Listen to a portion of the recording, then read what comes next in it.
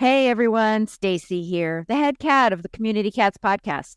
I wanted to share with you this fascinating episode from the Kindred podcast with sisters Kate and Jenn. Their interview with Dr. Kristyn Vitale is thought-provoking. As you know, I am all about solutions. How to make things better for cats? Well, this podcast is just a bit different. It's about how we as a society perceive cats. How do we think about them? And what do we think they think about us? Dr. Vitale is doing research on the feline-human bond, which does exist. If you like what you heard today, visit the Kindred Podcast website at kindredpodcast.co and subscribe to their show on Apple Podcasts, Spotify, or wherever you get your podcasts to hear more heartwarming conversations with Kate and Jenn.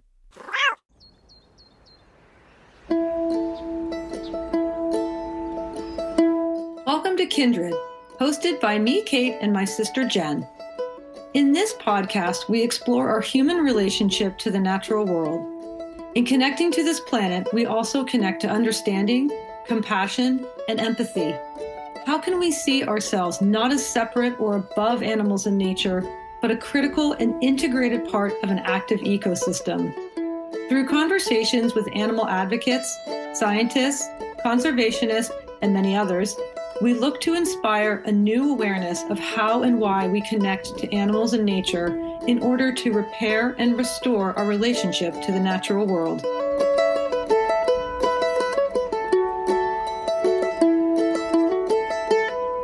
Hello and welcome to Kindred, everyone. Hello, sister. Virtual, is that what we're doing today? We're doing virtual. Excellent. We've had enough of in-person recording. It's overrated. I have a little story for you. Did I tell you about my owl story? I don't believe so. Well, pull up a chair and pour yourself Take a comfortable seat. comfortable seat. Cozy for a story. Great. I'd love to hear an owl story. So the other day I was driving to the gym, which means this was probably 2 months ago. I can't believe I haven't told you this yet. So driving to the gym, which for all of you who don't know, we belong to GFIT Gym in Huntington Valley and Media and Cherry Hill. This is not an advertisement. We are not sponsored by them, but GFITwomen.com. do you even GFIT? So I was driving to the gym and it's around 5:30 in the morning. So it was at this time just getting light. And I look over and there's a gathering of 4 owls. So, right? Where were they? In a tree? No, they were on the ground, like in somebody's yard.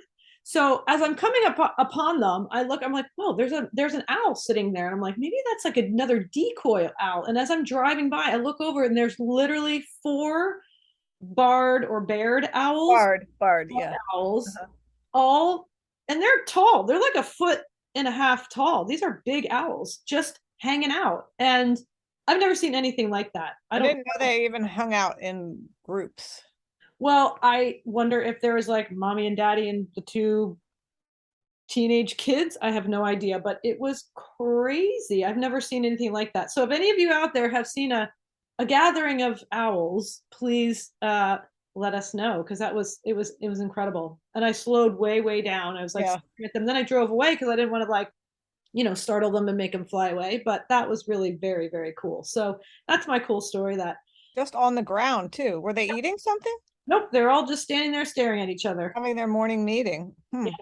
We need an owl expert now. I need to understand what this was. Calling all owl experts. So then what I did was I was like, you know what?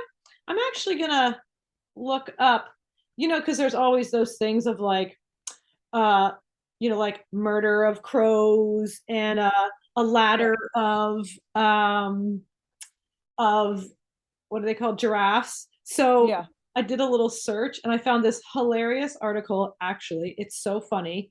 It's called, I found it on the audubon.org and it's by Nicholas Lund.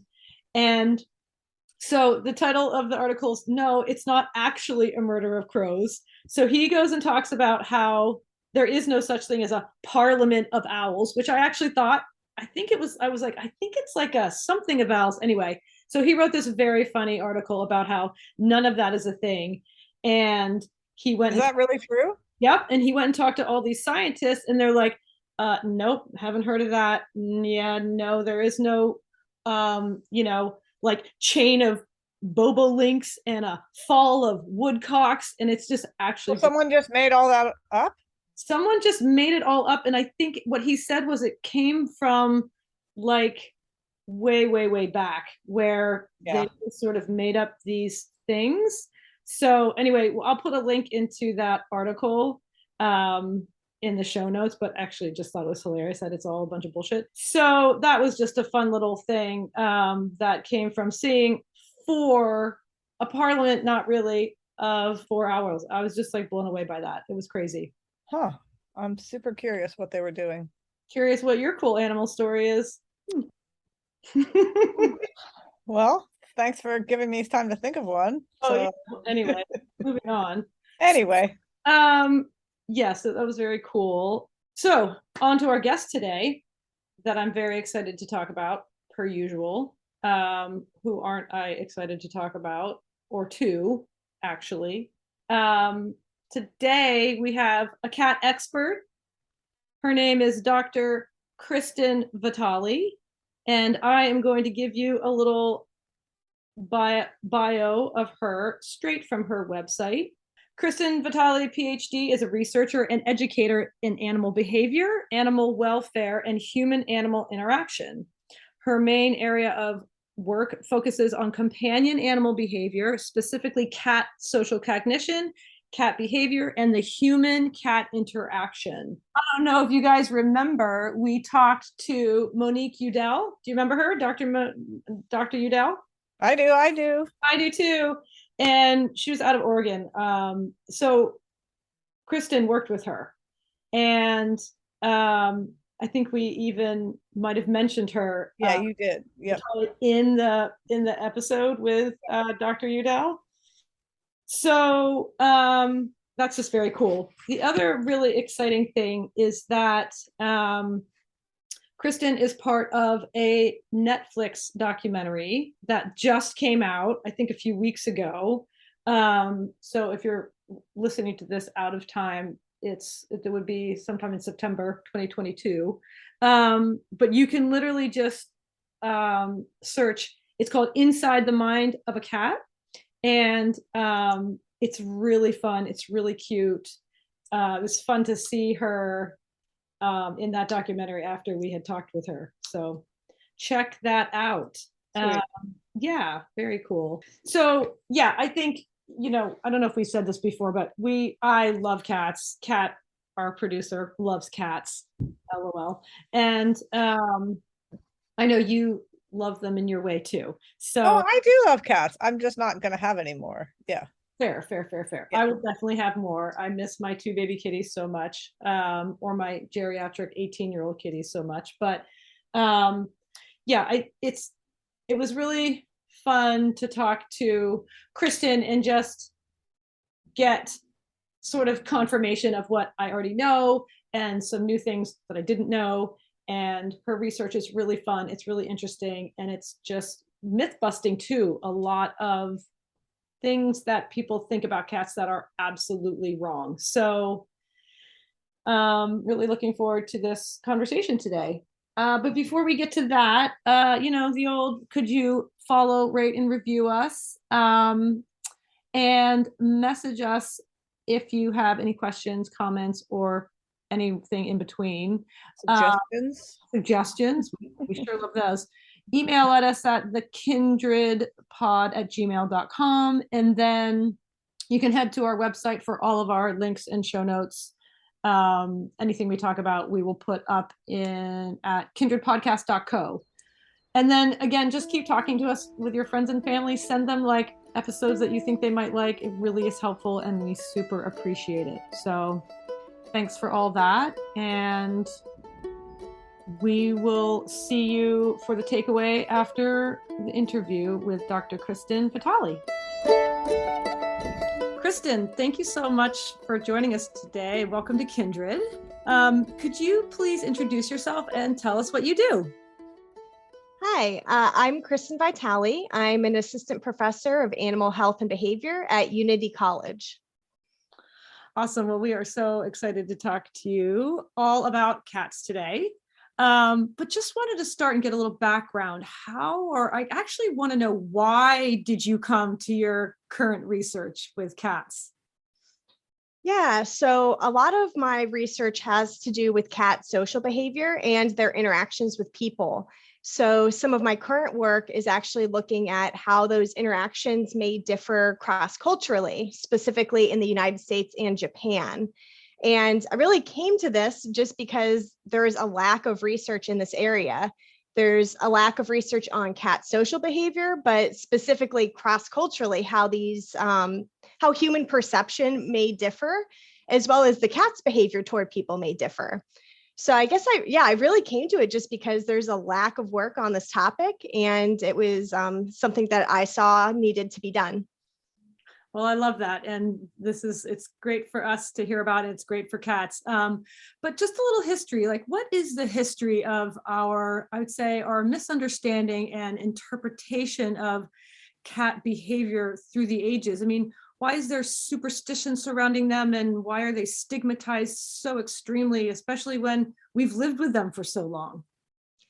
Yeah, we definitely have a complicated relationship with cats. You know, cats have been very well respected and worshipped. Some of actually the earliest associations between cats and humans, which occurred on the island of Cyprus, we saw that cats were being buried with humans, which indicates, some reverence for them. And then in Egypt, we know that they were well respected. They were a part of their religion and their art. But Right. then, sometime around the Middle Ages, they became associated with witches and this idea that cats are unlucky. The whole thing with a black cat crosses your path, that's not a good thing. That's bad luck.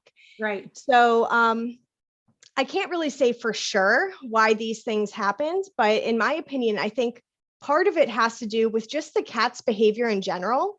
Cats are pretty seen as pretty independent animals, and maybe as pretty sneaky little animals. Mhm. Cats are very agile. They can jump up high and maybe surprise you. And in some ways, their behavior might seem a little magical.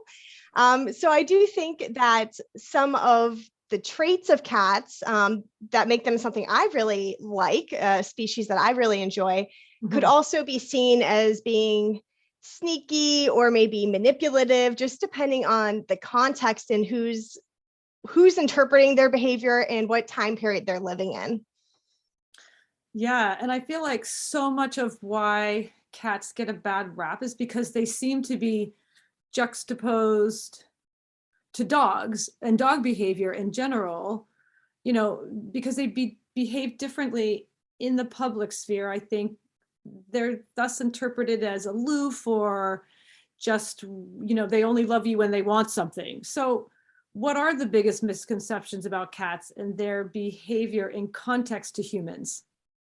Yeah, I think you definitely hit an issue that I see a lot, is this comparison of dogs and cats. Mm. And it's really unfair, because you think about it, I love dogs as well. It's not that I am an anti-dog person or anything, but who made dogs the model for how all other animals should behave? Right. And cats have their own unique ways of interacting with people Mhm. that are both distinct, but also very similar to the way dogs actually behave with us. So it's kind of a weird thing. But one example I could give that is maybe a way cat behavior has been misinterpreted are behaviors like aloe rubbing, where the cat rubs a part of their body against their owner. And a lot of times I'll hear people say, oh, that's the cat claiming you. They don't actually love you. They're just marking you as theirs. Hmm. But really what we see about aloe rubbing is that it appears to be a social behavior related to, it's called an affiliative behavior, basically a friendly social behavior that's seen between bonded individuals. Oh. And the extent to which a cat is actually using that to claim them as theirs is not really well supported. And in fact, we see aloe rubbing increase when a cat has been separated and then reunited with their owner, which indicates more that this behavior is related to attachment and a reunion behavior more than claiming them. I could go more into the whole territorial view of cats, because I don't necessarily agree that all domestic cats should be considered territorial anyway. But yeah, I do think that there's a lot of misconceptions that when cats are actually being social with us, I think people might read that as it's not social behavior, Right. Just because the cat might not be jumping up and greeting you, they might be greeting you with a rub. And so it's still a greeting, but it's just a different species specific type of greeting. Exactly. And can you sort of explain what allo rubbing, what is that term? Yeah, so allo just means to another. So Okay. rubbing on another. Okay. And then you can see object rubbing, which is where the cat's rubbing as well, but that's not on a social partner. That's on an object in their environment. Gotcha. Okay. How do you spell aloe? Is that like aloe vera plant, or It's I'm curious. ALLO Okay. and then rubbing. Okay. Interesting. Okay. So now when cats are in a reactive state, like i.e. like hissing, spitting, growling, like what is actually going on with them? I think like that type of behavior and our lack of understanding of this, it contributes to the stereotypes of cats and why so many people then say, I hate cats and cats are evil. So how can, when this behavior presents itself, how do we understand it? How can we reduce the stressors in cats' lives, i.e. like adopting a cat into the home, introducing into the home, Yeah, definitely. So it's so interesting because again, these are generalizations, but if you have a person view a cat hissing and growling, I actually just taught last week, now that I think of it, a youth program where I showed different body language indicators of cats. And one of them is where the cat's mouth is open and they're hissing. And one of the children described the cat as being mean. Rather than this cat is feeling threatened or is defending themselves. Right. And I do think it's just a difference in how we're viewing that behavior. And it might also be, in my opinion, I think that especially where I live in the United States, cats are not socialized very well, especially to strangers. We don't take them out of the house. Really, the only time they go out of the house is to go to the vet. Right. They might not be socialized to novel places, novel people. So you might run into situations more often where the cat is nervous and doesn't want to interact. So they might just have a small hiss to let the person know, hey, back off. Yeah. Doesn't mean that the cat is mean to the person. Rather, they just don't have that experience to feel comfortable.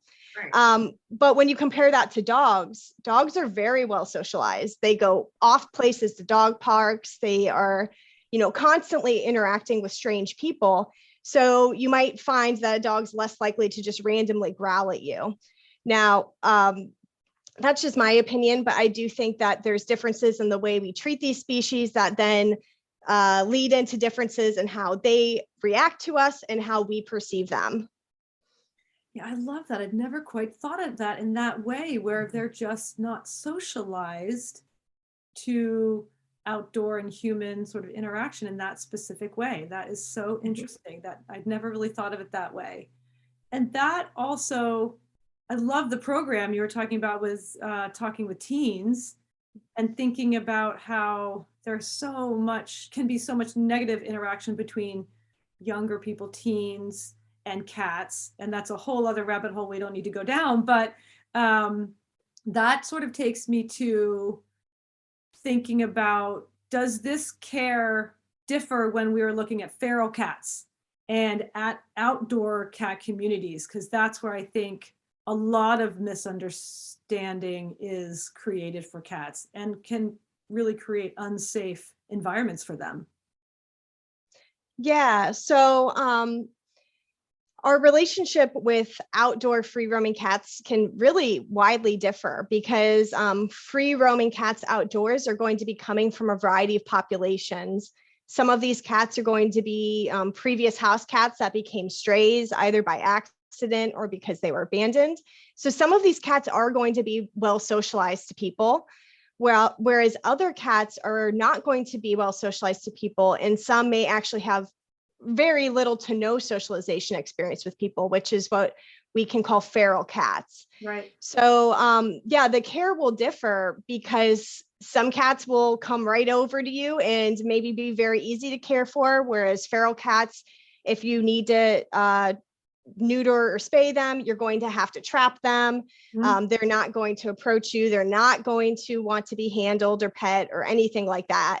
So yeah, definitely you need to really consider the socialization history of the individual when you're caring for them. And I saw this firsthand for my master's degree because I worked with a colony of free-ranging cats living on a farm.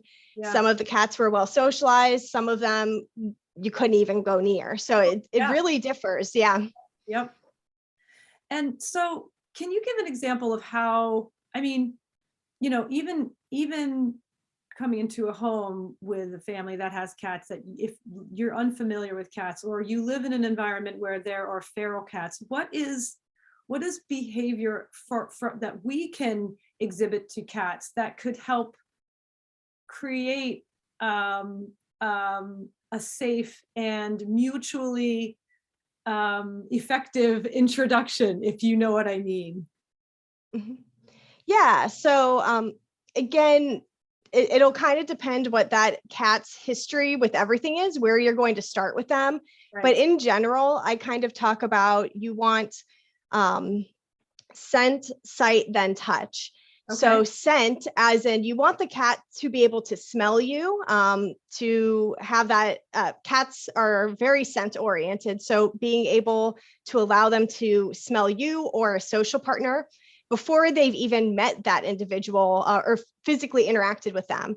So for example, if I was introducing two cats, before they've ever seen each other, I'm going to take one item from one cat and one item from the other cat and swap them, and then build positive associations with those items. So when they play with the toy from the other cat, they get treats, they get praise. So they're already associating something good with the scent before any kind of interaction has occurred. And then we can move up into sight. Mm-hmm. So the cats might be able to see each other through a barrier, but again, they can't physically interact. Mm-hmm. And we'll build positive associations through that, either by playing with each cat or feeding them, depending on the individuals. And then we can move up to physically interacting with them. Mm. So how fast you go through that is really going to depend on the cats involved. Or if you're trying to socialize them to a person, again, the same idea goes. You don't want to just go up and pick up the cat and have maximum physical interaction right off the bat. You want to slowly work up to it. At first, just sit in the room with the cat, then talk to the cat, then put your hand out for them to smell. All of these things are just building up to the interaction. And can't we relate that as humans? I mean, I don't need you to pick me up and pet me and kiss my head when we've just met. I mean, this is where like we can really relate to cats and understanding and taking just a few minutes or a few hours or a few weeks to take the time. But I think that's what's so critical and great about a lot of the work that you're doing is can result in these really good, here's your to do. And you just gave us 3 steps, clear as bell what to do about introducing yourself to cats or cats to each other. And even I think that can go out into the feral outdoor community too. So what is the most surprising cognitive behavior about cats you have discovered during your years of research? I'm curious. Ooh, that's a tough one. The most surprising cognitive behavior. So I would have to say, so I look at a lot of social cognition. Mm-hmm. So that's basically how socially intelligent are cats. Right. And this is actually not something I did, but something that I guess I was very surprised about was cats' ability to even just watch our gaze. So by gaze, I mean the direction that we're looking with our eyes. So we had already known that cats would follow pointing cues. So if I point over here, they'll go over there and check it out. Okay. But in 2019, it was found that just briefly looking to the side for just a split second was enough for the cat to pick that up and then go over and check out the location. So that plays into, I think, a lot of what I found surprising in my own research, which is just how sensitive cats are to our our behavioral cues and our emotions. And this idea that cats don't care about us, aren't paying attention to us, is not held up. They have a lot of sociocognitive traits that actually are very equivalent to what dogs are able to do with people. And in my work, we did a similar study, well, a different study, looking at if cats responded to attentional state. So whether the person ignored them or paid attention to them. And we found cats spent more people when they were paying attention to them. Wow. So again, I think that's what's been really surprising, how much cats are picking up on our behavior, how much they're responding to it, and how much we can really influence how they react to us. So if we have these assumptions, my cat doesn't want to interact with me, we might be inattentive to them, and that might form a cat that is less social to us. Oh, absolutely. I think that's whenever, people say, what do you do when you introduce them? I say, spend lots of time with them, interact with them, hold them, pet them, talk with them. But just back to that is very surprising to me too. That's an incredibly highly sensitive awareness that cats have, that just even looking to quickly looking like, and they can follow that. And so do you know why this sensitivity is so developed in them? So there's a lot more to learn. In the dog world, a lot of the sensitivity to cognitive traits has kind of been attributed to the domestication process. So over domestication, dogs acquired these skills. But I'm not so sure I'm sold on that for either dogs or cats, because we do see that some of these skills depend on life experience. And so if, for example, you take a feral cat who has no socialization experience and run the same test, will we be able to find that they're following human gaze? We don't know because no one's done it. But my thought would be, no, they probably won't be able to follow the gaze. I think that this is based on the history of interaction between those social partners and something that they learn. It would be really interesting, again, to look at kittens and see, are they doing this when they're born or not? Right. I can say a spoiler for our research. It's not published yet, but we have found differences in their ability to respond to people based on their age, which supports this idea it's something they pick up as they get older and through interactions with people. Well, does that also support just how highly attuned they are to, like they're very attuned to their environment, I think, in a different way than dogs. So That's I what I think was that would thinking. support that, right? They're just like, they're very good at paying attention. Oh, yes. I mean, that whole like curiosity killed the cat. It goes to show cats are curious about everything in their environment, and they're constantly exploring and looking around. So yeah, I definitely think that there's something in them that just makes them naturally curious and paying attention to their surroundings. And maybe it makes them feel smarter. Like, we used to have a cat that would follow a laser pointer, and maybe a border collie would do that, but most dogs I know, I don't think would follow a pointer. I just think they have a, I don't know if it's actually intellectual advantage, but it makes them seem smarter. Yeah, but they also have that, right to your point, like they also have that the visual is so connected with the physical. They're super agile, and they enjoy like leaping and stopping and running. And I was thinking too about the sight thing, following the gaze. When cats are like stalking, they sit very still and their eyes are going all over the place. And but this would be like, do they hunt communally though? And I don't know that cats do that, but it's an interesting thing thinking they have to have an agility with their visual focus. So what connects cats and humans? Like, what is it that we can relate to in each other, and vice versa? So earlier when we were talking about dogs versus cats, I mentioned that in some ways cat behavior is very different from dogs, but in some ways it's actually very similar. And those similarities are actually not that different from similarities in people. So what I mean by that is another topic that I research is attachment bonds. So the relationship between a person and their pet. And we see in attachment bonds that it's primarily made up of two types of behaviors. One, it has a protective element, So when you're with your attachment figure, let me go back actually. Let's look at a kitten and their mother cat. Okay. So a newborn kitten, they're helpless, they're completely dependent on their mother. So they need protection. They need protection from predators. So they need to stay near to the mother and in contact with her in order to be protected. If they're separated, they're going to be distressed and they're going to cry. So those are some of the attachment behaviors we see related to protection: proximity seeking, contact seeking, and distress vocalizations. But we also see this important investigatory behavior where the cats need to feel secure enough in order to leave the mother a little bit and go off and explore new situations and learn about the world. Yep. So there's kind of this balance of seeking to be near their attachment figure and then going off from them and exploring the world, and then coming back, going off, coming back. And so this is something I studied in kittens and adult cats. And we see that in cats, dogs, and even human infants, we see these different types of attachment behavior, and they manifest in very similar ways. So in cats, we found the same three main styles of attachment that have been found in dogs and in humans. So one of these is a secure bond, and that's basically what I've mentioned, where they're able to use that attachment figure as a source of security in order to feel confident to go off and explore. But you also have insecure individuals who are unable to use their attachment figure in that way and either excessively cling to them or excessively avoid them.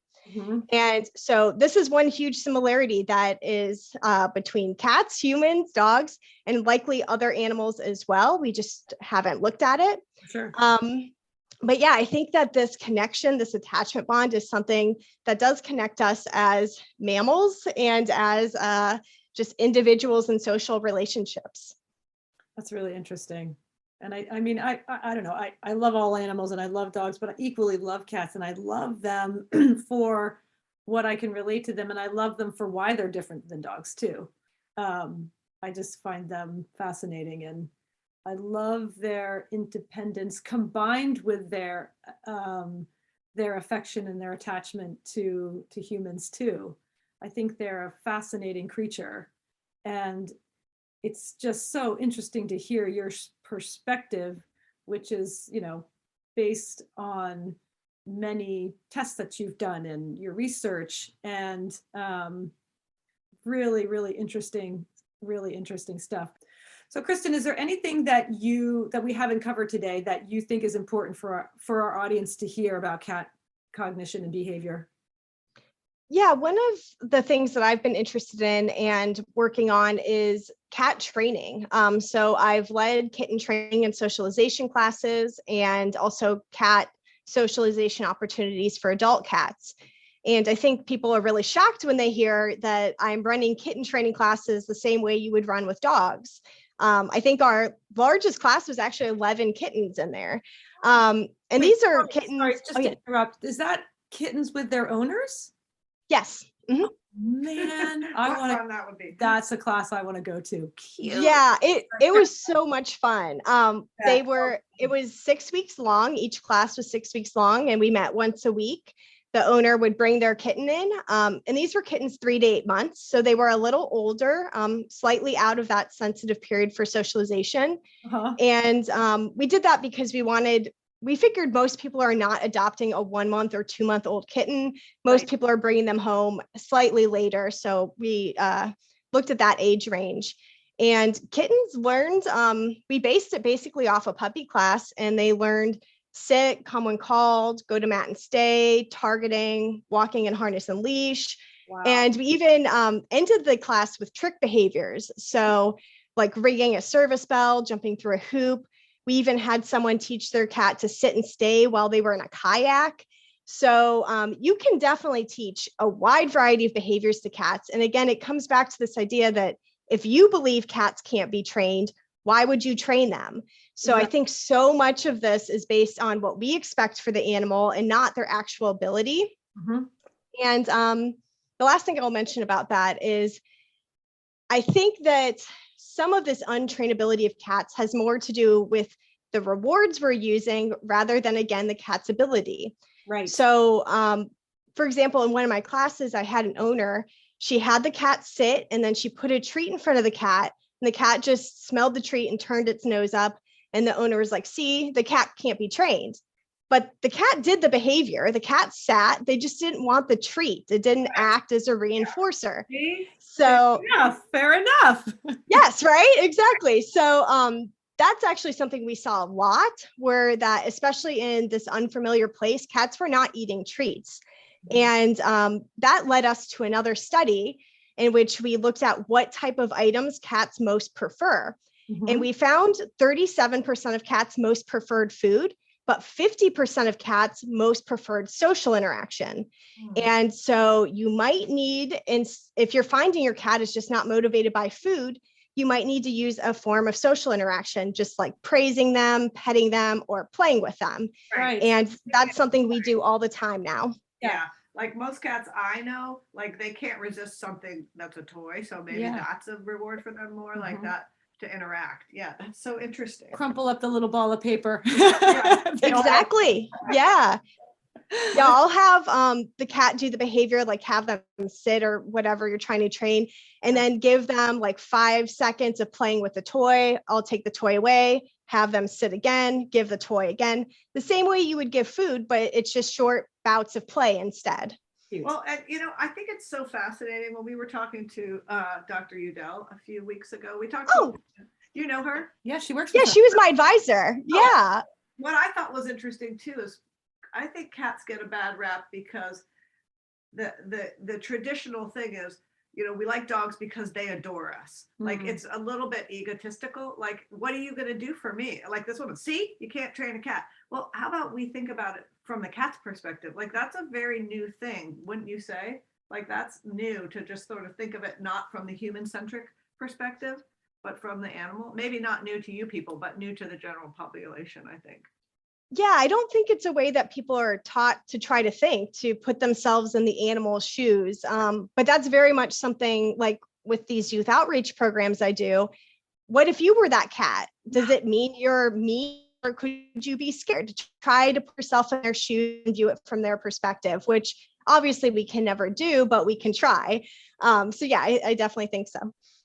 A quick question. Like people who take their dogs, their cats out on harnesses, like I've seen that before, and I tend to think, does the cat really want to do that, or does the person want to do that? And would you say that just varies from animal to animal? Yeah, you're going to have a lot of individual variation on whether or not, how well a cat's going to do at something. But I will say that too often people are very eager to get their cat out there doing it. Like they decide, I want my cat to walk on harness and leash. The next day they've gotten the harness and leash, it's on the cat and the cat's outside and the cat's uncomfortable. Yeah. You have to work up to it. I mean, even with like a puppy or something, you are often going to be working up to these things. Yeah. So at first, step one is just getting the cat used to the harness. And that might be 1 week, entire week of just getting them used to the harness. Because once they're used to the harness, if you take them outside and they're just out there, just being outside for a lot of indoor only cats is going to be very overwhelming. Yeah. So you want to reduce, the stress on the cat. You want them already be comfortable in the harness and leash. I'd recommend teaching them targeting, which is where you teach them to tap their nose to the end of something. That way, we do it with a chopstick, so you can kind of guide their behavior in the harness and leash. That way, again, you have something to distract them with while outside, like, look, it's your target stick. Let's do this for a minute. But yeah, I definitely think I've known many cats who are very comfortable outside walking on harness and leash, going on hikes with people, but it's about working up to it slowly and making sure that individual is comfortable with it. You don't just throw them out there and expect it to happen. Yeah. It's something you work up to. Yeah, absolutely. I wouldn't have thought of that, but that doesn't feel very fair to them. Okay, now we're going to go out for an hour, and you've never been outside, and yeah, interesting. Well, Kristyn, thanks so much for your time and your research and being a beacon of inspiration for us who love cats so much and and the world to understand them and feline behavior better so that we can care for them better. Hopefully we can make their lives more safe and helpful and healthy and understood. So thank you so much for your time. This has been an absolutely enjoyable, brilliant conversation. So thanks so much. Thanks for having me. I've enjoyed talking. Hey guys, we are back with the takeaway. Love that conversation with Kristyn. Thank you for your research, your science, your myth busting. I mean, I think my overall takeaway is that Kristyn shows that cats are highly intelligent, highly interactive, highly responsive to humans, highly trainable, and very affectionate. So this is, I'm not going to go over what she talked about. We just heard that, like her science and all that. It's just that really, it does, to me, I want to push play on this for anybody who says, I hate cats. It's like, so you don't have them, you don't know them, and you hate them. And why do you also hate something that reacts initially like we do? If I first meet somebody, right, I think a lot of people like go to a house and they meet a cat, and the cat either isn't interested or is maybe a little afraid of them or doesn't want you approaching them and picking them up and patting them. I can relate to that. So much of what she talked about, I feel like I can actually relate to cats almost better than dogs, because they have a discerning sort of personality and in a normal, healthy response to human behavior. Yeah, like you have to earn a cat's trust a little bit more than with a lot of dogs, which I think is, yeah, just sort of that, and in the sense of that, like we see something cute and we want it. We want to be able to take it and pick it up and love it, and we get a little resentful when it might not want that back. And it's not the cat's fault. It's just a funny thing how, again, just our will, we want to just assert our will onto everything. Right. And why does it need to interact and love me when we don't even know each other? It's not even familiar Right. with me. And she said that, a lot of the stuff she was talking about too is kind of like, not from her perspective, but I had in context or in juxtaposition to dogs, right? It's like, and then she was talking about how if you want to walk your cat on a harness, well, here's how you might do that. And Right. we do a lot of training with dogs, and I get why people don't do a lot of training. It's just that she is now saying, here is scientific studies and proof that you can do all of this stuff. Right. It just would be different with how you train a cat as to how you train a dog. So again, we would have to actually learn a little bit more about them. And it's that thing too. It's education. If you are educated in something, you can often appreciate it more. You know what I mean? Like you think about like even people, even different cultures, like how it's so easy for people to be like, well, that's so stupid that, or that's so weird that they do this or this or this. But if you learn why they do that, then all of a sudden it's like, oh, I guess it's not that weird. It's just not familiar to us. It's not familiar to us. And so to me, like her conversation and the whole, the research and the science backing this up is just more confirmation to us as human beings that you have to sometimes work a little to understand a being. It doesn't make them bad or wrong. Yeah. And why is that a problem to ask for us to just sort of like get the story on a lot of different levels? And so it is so cool that the science is there to be like, nope, cats are highly trainable. And like, love that when she said you could walk your dog. I mean, you could walk your cat on a harness. You would just have to learn how to do it. It would be a little different process than how you would do it with a dog. It still could happen. And people do it. Is this not intuitive? People like your cat lives indoors.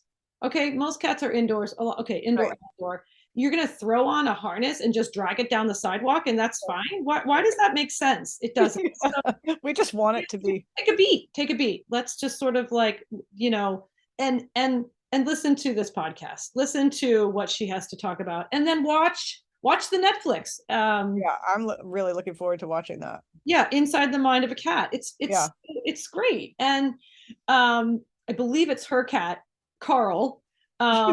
Cute. Oh my gosh, he's so smart and really like very keen. He's super interactive. He's super smart. And the rest of the she's sort of intertwined. It's all intertwined through the whole documentary, but it's fantastic. Thank you, Netflix, for doing that documentary, because it's really fun. So that was a really fun watch. So thank you so much to Kristyn for her work and her science. And I'm going to throw this right in the face of cat haters from now on. This force it in their ears to hear what she has to say, which is great. We need cat support people. This is fantastic. Yeah, so, all great information. Yeah, totally cool. Thanks so much to her for joining us, and thanks guys for listening. Really appreciate it. If you want to learn more about what she is up to, her website is, I'm going to say it and then spell it, maueyes.com, and that is spelled MAUEYES.com. So check it out. You can also follow her on Instagram. She's got great content on there for all things cats. And under Maueyes also, or her name? Yes. Yep, it's also under that on Instagram. And check it out. And let's stop hating people. All right. Peace and lots of love. Peace and love. Peace and love. Kindred is hosted by me and my sister Jenn, produced by Kat Gaddy and myself, sound production and editing by Dan Cooper, original music by Ellie Grace, and our Kindred artwork was created by Lindsay Coffin. Please follow, rate, and review wherever you listen to podcasts, and feel free to contact us through our website at kindredpodcast.co, where you can also find links to our socials, Patreon page, and show notes.